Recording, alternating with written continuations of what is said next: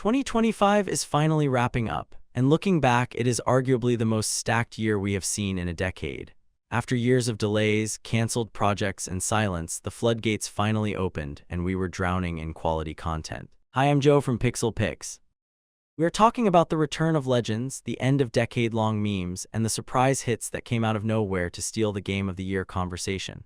But with so many massive titles dropping back-to-back, it is easy to miss the ones that actually lived up to the hype. We are cutting through the noise to show you the 10 games that define 2025. Before we dive in, if you want to save your wallet from the holiday sale traps, do yourself a favor and hit that subscribe button right now. We play the bad games so you don't have to. Now let's get into it.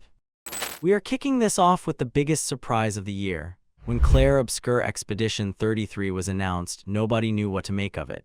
A turn-based RPG with the graphics of a AAA shooter, it sounded impossible. But now that it's out, we know the truth. This game is a masterpiece. The combat system is the real hook here. It takes the classic turn-based formula but adds a reactive layer, meaning you have to dodge, parry, and chain attacks in real time during your turn. It feels snappy, engaging, and completely removes that slow, boring downtime you get in older RPGs. You aren't just selecting attack and waiting. You are actively watching for enemy telegraphs, timing your butt presses to mitigate damage, and setting up combos that feel incredibly rewarding. Visually, it is stunning. The art direction blends surrealist French fantasy with gritty realism, creating a world that feels unlike anything else we played this year. The paint aesthetic, where the world sometimes bleeds into a canvas style during ultimate attacks, is breathtaking. If you slept on this because you thought it was just another generic fantasy game, go download it. It is arguably the best RPG of the year that doesn't have Final Fantasy in the title. At number 9, we are going to Sicily. Mafia: The Old Country landed in August, and it was exactly the pivot the franchise needed. After the mixed reception to Mafia 3's repetitive open-world structure, Hangar 13 went back to basics. They ditched the modern era and dropped us into the brutal underworld of the 1900s. This is a linear, tightly focused mob story that feels more like a Scorsese movie than a video game.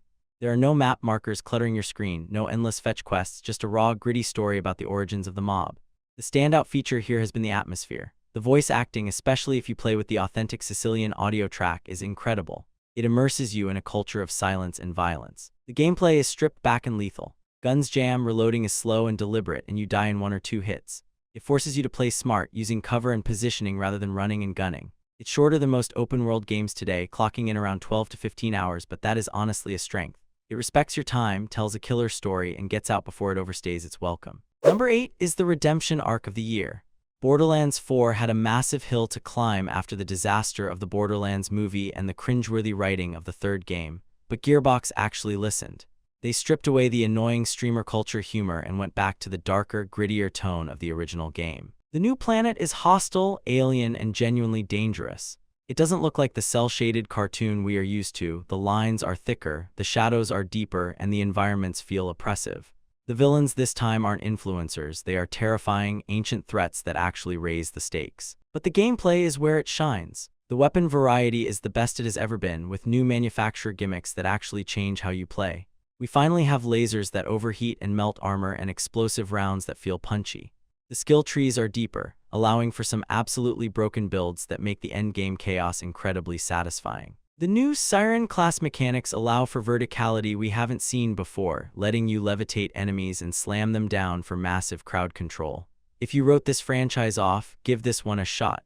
It feels like the Borderlands we fell in love with 15 years ago. Number 7, The King of Hell is back. DOOM: The Dark Ages. When ID Software said they were going medieval, we were skeptical. But then we got the shield saw and everything made sense. This game is faster, heavier, and more metal than Eternal ever was. By stripping away some of the platforming puzzles that slowed down the last game, they have created a combat loop that is pure adrenaline. The new parry mechanic with the shield adds a layer of strategy to the carnage. You aren't just running away anymore. You're standing your ground and tanking hits from demons before slicing them in half. And we have to talk about the flail. This weapon relies on physics, letting you gather momentum to crush skulls, and it feels disturbingly good to use. The level design has opened up too. Instead of tight corridors, we are fighting in massive castle courtyards and open battlefields, which allows for way more enemies on screen at once. Plus, the mech section's absolutely glorious. There's nothing quite like stomping through a hellscape in a giant robot, punching titans in the face. It is the perfect stress reliever and easily the best shooter of 2025. Coming in at number 6, we have the fever dream, Death Stranding 2 on the beach. Hideo Kojima really looked at the first game and said, "Not weird enough." This sequel has been divisive, but that is exactly why you need to play it. The The scope is massive, taking us to new regions with vastly different biomes that force you to completely rethink your delivery routes. The new dynamic weather systems like flash floods and rock slides make the world feel actively hostile. You aren't just walking, you're surviving. The addition of the Magellan ship as a mobile base hub was a genius move, giving you a place to rest and upgrade without backtracking for hours. But the real reason to play is the story. It is emotional, confusing, and visually hyper-realistic.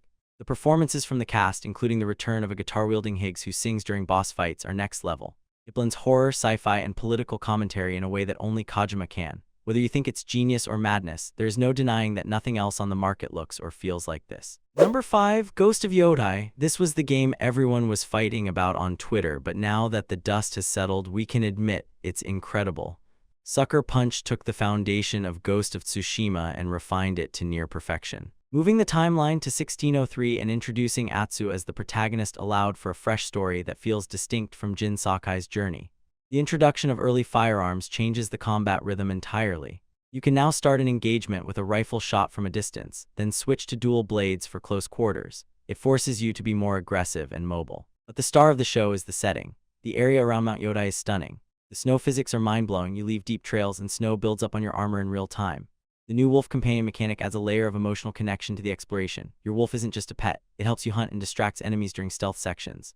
The controversy evaporated the moment people actually picked up the controller, because the swordplay is simply the best in the genre. Number 4 is a game that defined the early access model, and its full release this year solidified its legacy. Hades 2. Supergiant Games somehow managed to catch lightning in a bottle twice. Melino is a fantastic protagonist, distinct enough from Zagreus to feel fresh.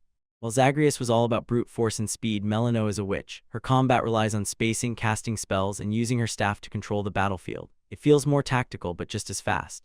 The world is bigger, taking you out of the underworld and onto the surface, where the enemies and biomes are completely different. What makes this essential is the sheer amount of content. You could play this for 100 hours and still hear new dialogue lines or find new boon interactions. The way the story weaves Greek mythology with family drama is heartbreaking and hilarious. It is the gold standard for roguelikes, and it is impossible to put down once you start just one more run. Number 3, the game that was a myth for 8 years. Metroid Prime 4 Beyond. It actually came out and somehow it lived up to the expectations. Retro Studios delivered a masterclass in atmospheric storytelling. This isn't just a shooter, it's an adventure. You are scanning alien ruins, solving environmental puzzles, and unlocking upgrades that let you backtrack and discover new secrets. The new scanning visor interface is slick, giving you lore and enemy weaknesses without breaking the immersion. The visuals are pushing the Switch to its absolute breaking point. The lighting effects in the jungle biomes and the reflections on Samus's visor look better than most games on more powerful consoles. The control scheme feels modern, offering dual-stick aiming that makes combat feel fluid, yet it retains that heavy tank-like precision of the original trilogy.